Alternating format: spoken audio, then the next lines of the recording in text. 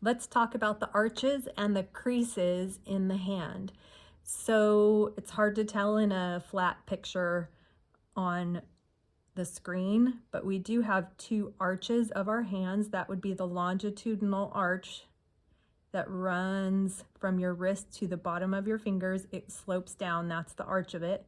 And the horizontal arch, which goes from the ulnar to the radial side, and it slopes down under. Those are your two arches.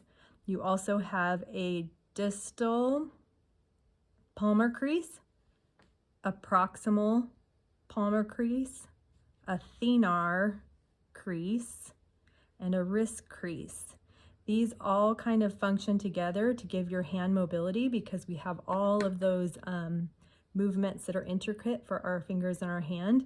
These are all important because when we're looking at different kinds of splints, we want to make sure that we're not blocking some of those creases or the arch so that we still can have a little bit of function. So I have here some typical, the only two that I have on hand, the typical splints. This one is for a wrist fracture.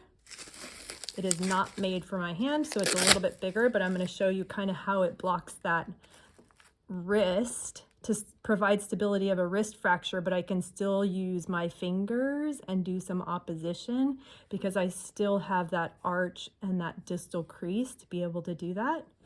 And then with this one, this is a thumb spica splint.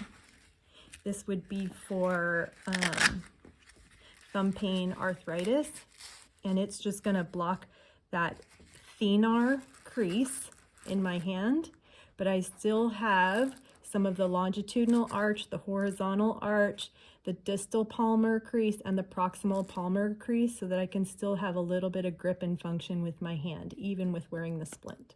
So the arches and the creases are super important for hand function, and we have to make sure that we're paying attention to those when we're doing any kind of splinting.